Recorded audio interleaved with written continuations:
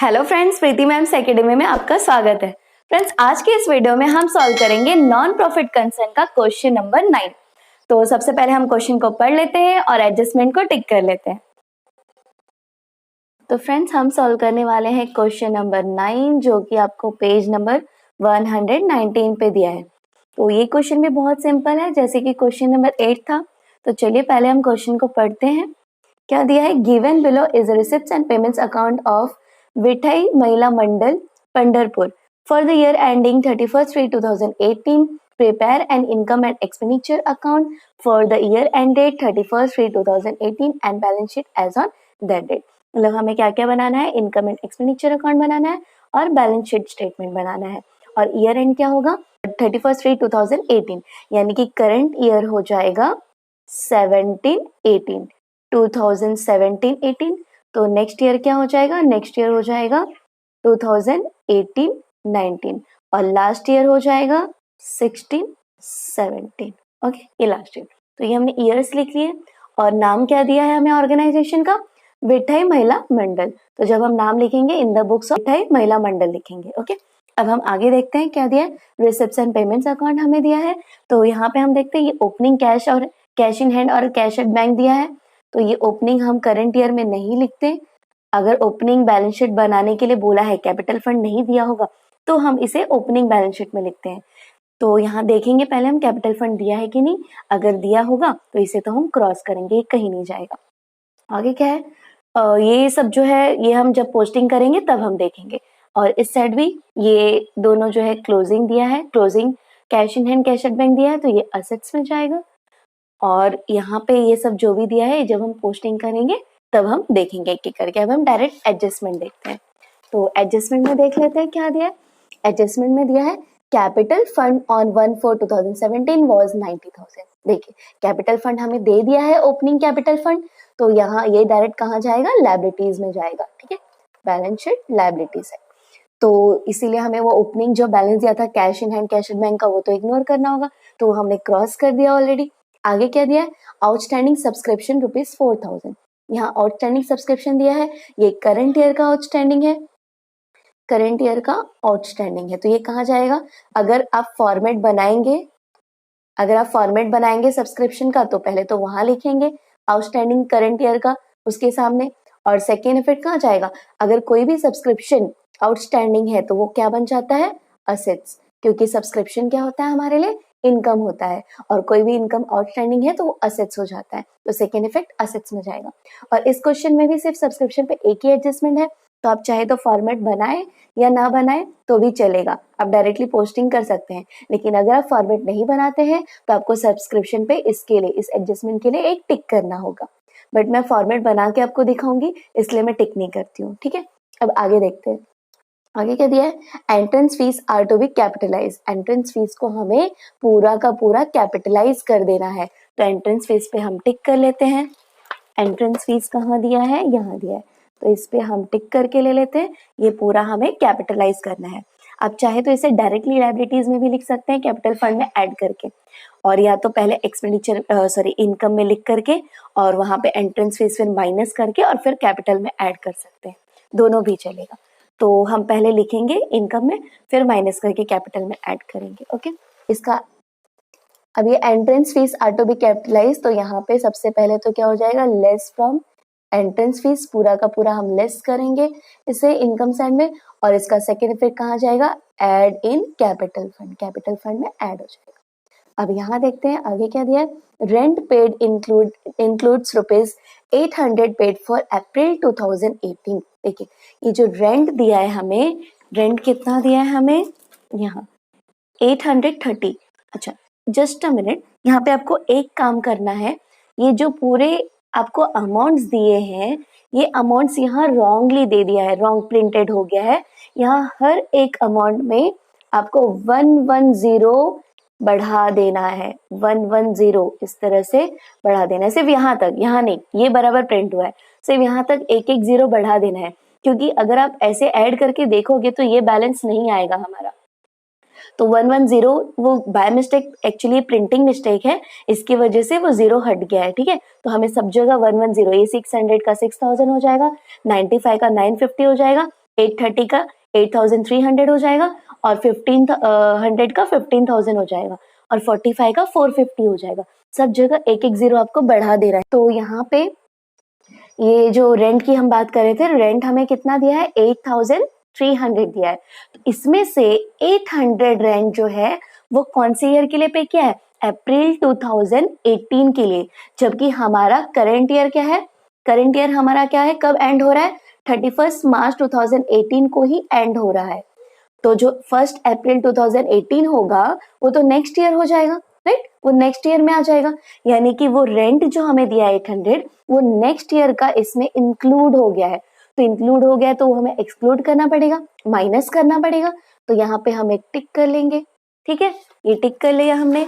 और ये जो है 800 ये हम लेस करेंगे, लेस क्या लिखेंगे वहां पे, प्रीपेड रेंट। तो इसे हम रेंट से लेस करेंगे, वहां लिख करके प्रीपेड रेंट। और सेकेंड इफेक्ट, जब भी हम कोई एक्सपेंडिचर, रेंट जो हम पे कर रहे हैं ना तो एक्सपेंडिचर है, तो जब भी हम कोई एक्सपेंडिचर एडवांस में भर देते हैं तो वो क्या बन जाता है, असेट्स बन जाता है, ठीक है।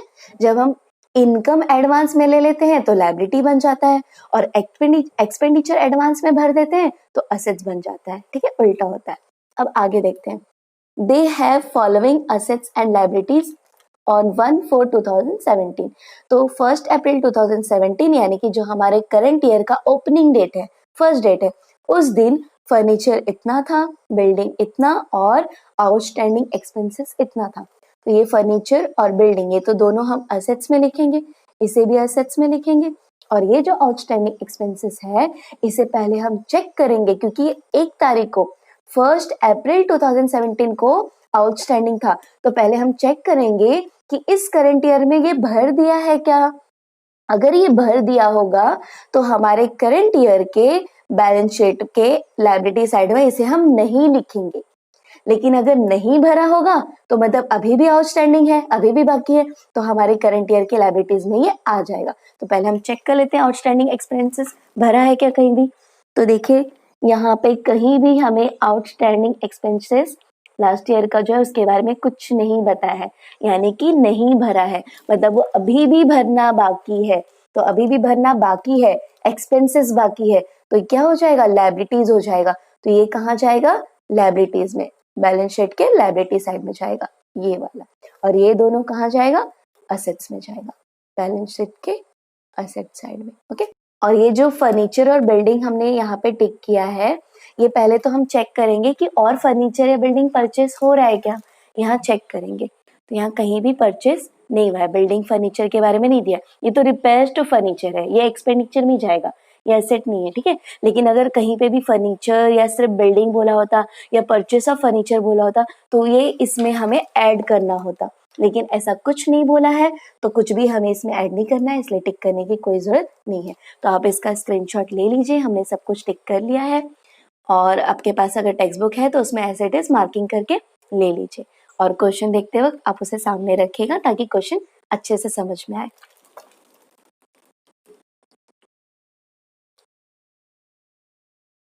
तो फ्रेंड्स हमने क्वेश्चन पढ़ लिया है, एडजस्टमेंट भी टिक कर लिया है, अब हम सॉल्यूशन स्टार्ट करेंगे। तो यहाँ हमने सबसे पहले यहाँ पे नाम लिख दिया है इन द बुक्स ऑफ विठई महिला मंडल, और हमें क्या बनाने के लिए कहा था, income and expenditure account and balance sheet, और ईयर एंड क्या दिया था 31/3/2018। तो वो हमने लिख दिया है, ये इनकम एंड एक्सपेंडिचर अकाउंट है और ये बैलेंस शीट है। और सब्सक्रिप्शन जो कि हमेशा इनकम के टॉप में जाता है, तो जब भी आपको आपके प्रॉब्लम में सब्सक्रिप्शन वर्ड दिख जाए तो आपको वो इनकम में हमेशा टॉप में लिखना है। और ये सब्सक्रिप्शन का हमने फॉर्मेट बना लिया है जो कि मैंने कहा था कैसे बनाना है, ला ओ ए ओ, इस तरह से आपको लिखना है। और ये आपके इस क्वेश्चन में सिर्फ एक ही एडजस्टमेंट है सब्सक्रिप्शन के ऊपर, तो ये फॉर्मेट अगर आप नहीं बनाते तो भी चलता, लेकिन हर क्वेश्चन में हम मोस्टली बनाते हैं क्योंकि सब्सक्रिप्शन के ऊपर ज्यादा से ज्यादा एडजस्टमेंट आते हैं। तो ये फॉर्मेट बना लेंगे तो उसमें कोई मिस्टेक नहीं होगा। तो यहाँ पे हमने बना लिया है फॉर्मेट, तो इसे हम फिल कर लेते हैं। यहाँ पे आ जाएगा एल का क्या हो जाएगा, लेस, और ये हो जाएगा एड, ये हो जाएगा लेस, और ये भी हो जाएगा एड। अगर आप फॉर्मेट बना लेते हैं तो कंफ्यूजन नहीं होता है, ठीक है। तो ये ओ हो जाएगा आउटस्टैंडिंग, ये ए क्या हो जाएगा एडवांस, फिर ये एडवांस और ये आउटस्टैंडिंग। और ये जो ऊपर वाला दोनों है ये कौन से ईयर का आउटस्टैंडिंग और एडवांस होता है, लास्ट ईयर का, लास्ट ईयर रिगार्डिंग जो भी एडवांस और इनकम एडवांस और आउटस्टैंडिंग सब्सक्रिप्शन दिया है वो हम ऊपर यहाँ साइड में लिखते हैं, और ये दोनों हो जाएगा करंट ईयर का। तो आपके क्वेश्चन में करंट ईयर रिगार्डिंग जो भी सब्सक्रिप्शन एडवांस या आउटस्टैंडिंग दिया है वो हम इनके सामने लिखते हैं। ओके, अब हम एक एक करके पोस्टिंग करेंगे रिसिप्ट्स एंड पेमेंट्स अकाउंट का। तो यहाँ सबसे पहले आपको ध्यान देना है कि क्वेश्चन में ओपनिंग बैलेंसेस कौन से हैं, असेट्स के या फिर ओपनिंग स्टॉक्स, वो सबसे पहले हमें पोस्टिंग करनी होगी। तो यहाँ देखिए आपको डायरेक्ट एडजस्टमेंट में सारे ओपनिंग बैलेंसेस दिए हैं, यहाँ ओपनिंग बैलेंस शीट नहीं बना के दिया है या और कहीं नहीं दिया, इन्फॉर्मेशन डायरेक्टली आपको कहाँ दिया है, एडजस्टमेंट में दिया है। क्या दिया है देखिए यहाँ पे एडजस्टमेंट में ओपनिंग बैलेंस, मैंने आपको कहा था वो असेट्स में जाएगा, फर्नीचर दिया है 9,000 और बिल्डिंग दिया है 70,000 और आउटस्टैंडिंग एक्सपेंसेस दिया है 12,000। ये तीनों ओपनिंग बैलेंस है। ओपनिंग बैलेंस कैसे पता चला हमें, वहां देखिए डेट दिया है, they have following assets and liabilities on 1/4/2017। 1/4/2017 कौन सा डेट है, इस ईयर का, ये ईयर एंड है तो ओपनिंग तो वही होगा 1 अप्रैल 2017। अगर 31 मार्च 2018 एंड है तो इसीलिए हमें पता चला कि ये ओपनिंग बैलेंस है, फर्स्ट डेट के दिन इतने बैलेंसेस थे, तो सबसे पहले हमें वो ट्रांसफर करने होंगे। तो यहाँ दिया है हमें फर्नीचर 9,000 और फर्नीचर क्या होता है, असेट्स होता है, तो इसे हम यहाँ असेट्स में लिखेंगे। तो यहाँ लिखेंगे फर्नीचर 9,000 और इस पे कोई एडजस्टमेंट नहीं है, डेप्रिसिएशन वगैरह नहीं दिया है हमें, तो डायरेक्टली अमाउंट हम आउटर कॉलम में लिखेंगे 9,000। ओके, उसके बाद हमें वहीं पे दिया है बिल्डिंग 70,000, तो ये भी ओपनिंग बैलेंस है बिल्डिंग का, तो यहाँ भी हम बिल्डिंग लिख देंगे, बिल्डिंग भी फिक्स्ड एसेट है। बिल्डिंग कितना दिया है 70,000 और इस पे भी कोई एडजस्टमेंट नहीं है, तो हम अमाउंट डायरेक्ट आउटर कॉलम में लिख देंगे। तो ये फिक्स्ड एसेट्स हमने लिख दिया। फिक्स्ड एसेट्स क्या होता है, फिक्स्ड एसेट्स वो असेट्स होता है जो कि बिजनेस में कम से कम 4-5 साल तो रहता है, उसे हमें बार बार खरीदने की जरूरत नहीं होती है। ओके, अब इसके बाद और एक दिया है आपको opening balance outstanding expenses outstanding है। ओके, तो मैंने आपको चेक करने के लिए बोला था पहले कि करंट ईयर में रिसिप्ट्स एंड पेमेंट्स में कहीं दिया है क्या कि आउटस्टैंडिंग एक्सपेंसेस पे कर दिया है, तो नहीं दिया था, मतलब ये अभी भी आउटस्टैंडिंग है और अभी भी भरना बाकी है। तो जब भरना बाकी है एक्सपेंडिचर, तो वो कहाँ जाता है, लायबिलिटीज में, तो इसे हम लायबिलिटीज में लिखेंगे। और यहाँ से आप 4 लाइन छोड़ के लिखना, क्योंकि यहाँ पे आपको कैपिटल फंड लिखना होता है, फिर सरप्लस वगैरह ऐड करना होता है। 4 क्या 5-6 लाइन आप छोड़ देना, 6 लाइन कम से कम छोड़ देना, क्योंकि यहाँ पे हमें कुछ एडमिशन फीस वगैरह वो सब भी कैपिटलाइज करना है, एंट्रेंस फीस एंड ऑल। ठीक है, तो 5 से 6 लाइन आप छोड़ के लिखना। तो मैं यहाँ पे लिख रही हूँ आउटस्टैंडिंग एक्सपेंसेस। आउटस्टैंडिंग एक्सपेंसेस कितना दिया है 12,000, तो यहाँ पे हमने लिख दिया 12,000। ठीक है, अब इसके बाद हम एक एक करके पोस्टिंग करेंगे। और एक और चीज, आपको जो कैपिटल फंड दिया है 90,000 वो भी हम अभी पोस्ट कर लेंगे। कैपिटल फंड दिया है, कहाँ जाता है कैपिटल फंड, लायबिलिटी में बताया था मैंने यहाँ टॉप में, तो यहाँ हम लिख देंगे कैपिटल फंड। कैपिटल फंड दिया है 90,000 और इसे हम इनर कॉलम में लिखेंगे, क्योंकि कैपिटल फंड में बहुत सारे एडजस्टमेंट्स होते हैं, ऐड लेस करना पड़ता है, बाद में सरप्लस डेफिसिट जो भी आएगा वो भी ऐड लेस करना पड़ता है, तो हमेशा वो इनर कॉलम में ही लिखना है। और कैपिटल फंड दे दिया मतलब आपका आधा काम तो हो गया ऐसे ही। ठीक है, तो अब हम आगे करते हैं।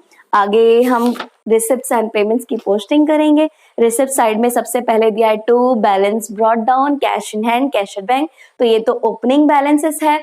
Opening cash in hand, cash at bank हम करंट ईयर के बैलेंस शीट में नहीं लिखते। ठीक है, आगे क्या दिया है, to entrance fees. Entrance fees क्या होता है, इनकम होता है, बताया था मैंने फर्स्ट वीडियो में। तो यहाँ पे हम इनकम साइड में लिखेंगे entrance fees, by entrance fees. Entrance fees हमें कितना दिया है 3,500 और इसे हम इनर कॉलम में लिखेंगे क्योंकि इसके ऊपर एडजस्टमेंट है, और 1 लाइन लीव कर देंगे एडजस्टमेंट के लिए। उसके बाद दिया है टू सब्सक्रिप्शन हमें कितना दिया 19,000, तो सब्सक्रिप्शन मैंने आपको बताया हमेशा टॉप में जाता है, हमने पहले से ही फॉर्मेट बना दिया है। तो ये जो रिसिप्ट साइड में आपको जो टोटल सब्सक्रिप्शन दिया होता है आउटर कॉलम में, वो हमेशा हम यहाँ पे लिखते हैं। ठीक है, तो यहाँ एक ही दिया है 19,000 सिर्फ दिया है, तो इसे हम यहाँ लिख देंगे। उसके बाद दिया है टू मिसलेनियस रिसिप्ट्स, तो ये छोटे मोटे रिसिप्ट्स है। रिसिप्ट्स है यानी कि इनकम ही है, छोटे मोटे इनकम, तो ये भी इनकम में ही हम लिखेंगे। तो यहाँ पे लिख देंगे by miscellaneous receipts. Miscellaneous receipts हमें दिया है 850 और इसे आउटर कॉलम में लिखेंगे क्योंकि इस पे कोई एडजस्टमेंट नहीं है। अब हम पेमेंट साइड की पोस्टिंग करेंगे, रिसिप्ट साइड की सारी पोस्टिंग हो गई। तो पेमेंट साइड में सबसे पहले दिया है बाय स्टेशनरी। स्टेशनरी क्या है, अगर स्टॉक ऑफ स्टेशनरी दिया है तो असेट्स में जाता है, सिर्फ स्टेशनरी दिया है तो कहाँ जाता है, एक्सपेंडिचर में। तो यहाँ हम एक्सपेंडिचर में लिखेंगे टू स्टेशनरी। स्टेशनरी हमें दिया है 6000। यहाँ पे मैंने कहा था 0 एक एक सब अमाउंट में लगा देना है, वो प्रिंटिंग मिस्टेक है, तो ये 600 नहीं है 6000 है और इसे हम आउटर कॉलम में लिखेंगे क्योंकि इसके ऊपर कोई एडजस्टमेंट नहीं है। ओके, अब इसके बाद क्या दिया है हमें, बाय रिपेयर्स टू फर्नीचर। तो रिपेयर्स टू फर्नीचर है, सिर्फ फर्नीचर होता तो असेट्स होता, लेकिन ये रिपेयर्स टू फर्नीचर है मतलब ये खर्चा है, तो ये खर्चा है यानी कि एक्सपेंडिचर है तो एक्सपेंडिचर में जाएगा। यहां हम लिखेंगे to repairs to furniture. Repairs to furniture हमें दिया है 950, तो यहाँ हम लिख देंगे 950। उसके बाद दिया है बाय रेंट। तो रेंट कहाँ दिया है, पेमेंट साइड में दिया है यानी कि ये एक्सपेंडिचर है। अगर इनकम साइड में दिया, सॉरी रिसिप्ट साइड में दिया होता है तो इनकम होता है और पेमेंट साइड में दिया होता है तो एक्सपेंडिचर होता है। इसे हम एक्सपेंडिचर में लिखेंगे टू रेंट और रेंट के ऊपर एडजस्टमेंट है तो इसे हम इनर कॉलम में लिखेंगे और अमाउंट कितना है 8300, तो इसे हम यहाँ लिखेंगे इनर कॉलम में 8300 और 1 लाइन लीव करेंगे एडजस्टमेंट के लिए। आगे क्या दिया है, बाय सैलरीज। तो सैलरीज कितना क्या होता है, पेमेंट साइड में दिया एक्सपेंडिचर है तो एक्सपेंडिचर हम यहाँ लिखेंगे टू सैलरीज। सैलरीज दिया है 15,000 और इस पे कोई एडजस्टमेंट नहीं है, अमाउंट डायरेक्ट आउटर कॉलम में लिख देंगे। उसके बाद दिया है बाय मिसलेनियस एक्सपेंसेस। तो मिसलेनियस एक्सपेंसेस कहाँ लिखेंगे हम, एक्सपेंडिचर साइड में, एक्सपेंसेस है ये, तो यहाँ लिखेंगे to miscellaneous expenses. Miscellaneous expenses हमें दिया है 450। उसके बाद दिया है by balance carried down, cash in hand, cash at bank. तो ये कहाँ जाता है, असेट्स में। ये क्लोजिंग बैलेंस है कैश और बैंक बैलेंस का, तो हम असेट्स में लिखेंगे, करंट ईयर के असेट्स में। एंड कैश एट बैंक, तो कैश इन हैंड हमें दिया है कितना 1650 और ये हमें दिया है 14,000। कैश एट बैंक दोनों को टोटल करेंगे 15,650। ओके, अब इसके बाद हम एडजस्टमेंट्स करेंगे। हमने सारा पोस्टिंग कर लिया है रिसिप्ट्स एंड पेमेंट्स अकाउंट का, अब हम एडजस्टमेंट्स करेंगे। तो एडजस्टमेंट में सबसे पहले हमें दिया है कैपिटल फंड। तो कैपिटल फंड हमने ऑलरेडी लिख दिया है, यहाँ पे 90,000 दिया था, राइट। अब इसके बाद हमें दिया है आउटस्टैंडिंग सब्सक्रिप्शन ₹4,000। ये आउटस्टैंडिंग बोला है, कौन से ईयर का नहीं बताया, मतलब ये करंट ईयर का है। नहीं बताया मतलब क्या हो जाता है, करंट ईयर का। तो ये करंट ईयर का आउटस्टैंडिंग है 4,000, तो यहाँ कहाँ हम लिखेंगे, करंट ईयर के आउटस्टैंडिंग के सामने लिखेंगे। कितना दिया है 4,000, तो यहाँ हम लिख देंगे 4,000 और इसे ऐड करना है और सब्सक्रिप्शन के ऊपर बाकी कोई एडजस्टमेंट्स नहीं है तो इसे हम अभी ऐड करके ले लेंगे। तो 19,000 प्लस 4,000 कितना हो जाएगा 23,000। ओके, और ये जो करंट ईयर का आउटस्टैंडिंग सब्सक्रिप्शन है, करंट ईयर का जो भी एडजस्टमेंट्स होता है उसके 2 इफेक्ट जाते हैं। करंट ईयर के बैलेंस शीट में भी जाएगा, ये कौन से साइड में जाएगा, असेट्स में, क्योंकि जब मैंने आपको बताया था जब भी इनकम साइड का कोई भी चीज अगर आउटस्टैंडिंग हो, चाहे वो सब्सक्रिप्शन हो या कुछ भी आउटस्टैंडिंग हो इनकम, तो वो क्या बन जाता है, असेट्स। और एक्सपेंडिचर अगर आउटस्टैंडिंग हो, एक्सपेंडिचर साइड का कोई भी आइटम अगर आउटस्टैंडिंग हो तो वो क्या बन जाता है, लायबिलिटीज। तो ये इनकम साइड है, सब्सक्रिप्शन इनकम होता है तो ये आउटस्टैंडिंग है, और करंट ईयर का आउटस्टैंडिंग है तो ये करंट ईयर के बैलेंस शीट के असेट साइड में जाएगा। तो यहाँ हम लिखेंगे आउटस्टैंडिंग सब्सक्रिप्शन।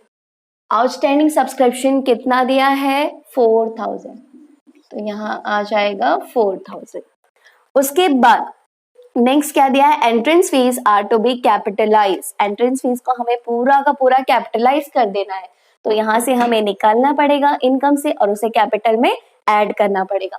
तो यहाँ हमें लेस करना है, इसे हम लेस करेंगे, लेस, और यहाँ लिखेंगे कैपिटलाइज्ड। पूरा का पूरा कैपिटलाइज हो रहा है, यहाँ से पूरा लेस हो जाएगा और यहाँ पे नील लिख देंगे। क्या लिख देंगे हम? नील, यानी कि जीरो, कुछ नहीं बचा। अब इसे हम कैपिटल में ऐड कर देंगे। तो यहाँ पे कैपिटल फंड में ऐड करना है, यहाँ ऐड लिख के हम लिखेंगे entrance fees capitalise. Entrance fees कितना कैपिटलाइज हो रहा है? 3500। तो यहाँ हम लिख देंगे 3500 और इसे हम ऐड करके यहाँ ले लेंगे, कितना हो जाएगा? 93,500। ओके, और उसके बाद हमें क्या दिया है? Rent paid includes 800 paid for अप्रैल 2018, यानी कि रेंट में से 800 कौन से ईयर के लिए पे कर दिया है? नेक्स्ट ईयर के लिए। मतलब ये प्रीपेड रेंट है, तो रेंट से हमें लेस करना होगा। करंट ईयर का ये एक्सपेंडिचर नहीं है 800, तो रेंट से हम लेस करेंगे। प्रीपेड एक्सपेंडिचर हमेशा लेस होता है, तो रेंट एक्सपेंडिचर है, वो एडवांस में भरा, तो उसे हम लेस करेंगे। तो यहाँ लिखेंगे लेस प्रीपेड रेंट। कितना लेस करना है? 800। तो यहाँ बैलेंस कितना बच जाएगा? 7,500। और इसका सेकेंड इफेक्ट, एक्सपेंडिचर एडवांस में भरते हैं तो क्या हो जाता है? असेट हो जाता है। तो इसका सेकेंड इफेक्ट कहाँ जाएगा? असेट्स में जाएगा। यहाँ पे हम लिखेंगे प्रीपेड रेंट। प्रीपेड रेंट भी लिख सकते हैं या फिर रेंट पेड इन एडवांस भी लिख सकते हैं। कितना एडवांस में पे किया है? 800। तो 800 हमने लिख दिया। अब आगे क्या दिया है? They have following assets and liabilities as 1/4/2017। ये ओपनिंग बैलेंसेस था, ये ऑलरेडी हमने लिख दिया है। फर्नीचर, बिल्डिंग, आउटस्टैंडिंग एक्सपेंसेस सब कुछ हमने लिख दिया है। तो फाइनली सारा हमने पोस्टिंग कर दिया, एडजस्टमेंट का भी दोनों इफेक्ट पोस्ट कर दिया। अब हम क्या कैलकुलेट करेंगे? सरप्लस या डेफिसिट क्या आ रहा है वो कैलकुलेट करेंगे। कैसे करेंगे? पहले हम इनकम साइड का टोटल करेंगे और फिर एक्सपेंडिचर साइड का टोटल करेंगे। अगर इनकम साइड का टोटल ज्यादा आएगा, एक्सपेंडिचर साइड का टोटल कम आएगा, तो क्या मिलेगा हमें? सरप्लस मिलेगा। और अगर एक्सपेंडिचर साइड का टोटल ज्यादा आएगा, इनकम साइड का टोटल कम आएगा, मतलब एक्सपेंडिचर ज्यादा है, तो माइनस करके बैलेंस कर जो आएगा वो क्या मिलेगा हमें? डेफिसिट मिलेगा। ये तो आप सीख ही गए होंगे अब, राइट? तो अब हम कैलकुलेशन कर लेते हैं। तो फ्रेंड्स ये हमने टोटल कर लिया है। एक्सपेंडिचर साइड का टोटल ज्यादा आ रहा है, कितना आ रहा है? 29,900। और इनकम कम आ रहा है, इनकम आ रहा है 23,850, यानी कि हमारा एक्सपेंडिचर ज्यादा है, इनकम कम है। तो माइनस करके जो बैलेंस आएगा वो क्या बताया था मैंने? क्या हो जाएगा? डेफिसिट हो जाएगा। डेफिसिट हो रहा है, यहाँ हम लॉस नहीं बोलते, यहाँ पे हम क्या बोलते हैं? डेफिसिट बोलते हैं। और ये डेफिसिट कहाँ लिखेंगे हम? इनकम साइड में। यहाँ सरप्लस आता है तो यहाँ लिखते हैं और डेफिसिट आता है तो यहाँ लिखते हैं, तो हम यहाँ लिखेंगे। और ये जो कैलकुलेशन है ये आप साइड में करना या फिर वर्किंग नोट में करके लेना या रफ पेज में करके लेना, आपको क्लियरली समझ में आए इसलिए मैंने यहाँ पे किया है, ठीक है? तो यहाँ पे मैं लिख देती हूँ बाय डेफिसिट कैरिड डाउन, और यहाँ पे लिखेंगे ट्रांसफर टू कैपिटल फंड। तो डेफिसिट कितना आ जा रहा है? 6050। तो ये डेफिसिट हमने लिख दिया। इसे हम क्या करेंगे? कैपिटल फंड में ट्रांसफर करेंगे, लेकिन डेफिसिट हो गया है तो इसे हम लेस करेंगे। सरप्लस क्या करते हैं? ऐड करते हैं, और डेफिसिट क्या करते हैं? लेस करते हैं। तो यहाँ पे हम लेस करेंगे, लेस डेफिसिट। तो कितना है? 6050। इसे लेस करने के बाद अमाउंट आएगा 87,450। ओके, और यहाँ पे जो टोटल ज्यादा था, कौन सा टोटल ज्यादा था? एक्सपेंडिचर का। तो वो टोटल हम यहाँ दोनों साइड में लिखेंगे। तो ये हम लिख देते हैं। यहाँ कितना है? 29,900 और यहाँ भी 29,900। ओके, तो अब हम यहाँ लायबिलिटीज का टोटल करेंगे और असेट्स का टोटल करेंगे, और दोनों साइड का टोटल क्या आना चाहिए? सेम आना चाहिए, तो हमारा आंसर करेक्ट होगा। तो यहाँ का टोटल देखते हैं कितना आ रहा है। तो यहाँ का टोटल कितना आ जाएगा? 99,450, और यहाँ का भी टोटल कितना आ जाएगा 99,450। ओके, तो ये दोनों साइड का टोटल सेम आ गया, मतलब हमारा आंसर करेक्ट है। तो अगर आप इसका स्क्रीनशॉट लेना चाहें तो ले लीजिए। तो फ्रेंड्स, हमने क्वेश्चन नंबर 9 सॉल्व कर लिया है। होप आपको पूरा समझ में आ गया होगा। फिर भी अगर आपको कुछ डाउट है तो आप मुझे कमेंट सेक्शन में पूछ सकते हैं। तो फ्रेंड्स, नेक्स्ट वीडियो में हम सॉल्व करने वाले हैं क्वेश्चन नंबर 10। और अगर आज का वीडियो आपको पसंद आया हो तो हमारे इस वीडियो को लाइक कीजिए, शेयर कीजिए और हमारे चैनल को सब्सक्राइब कीजिए और बेल आइकन भी प्रेस कर दीजिए ताकि आपको मेरे हर वीडियोस की नोटिफिकेशंस मिलती रहे। Thank you.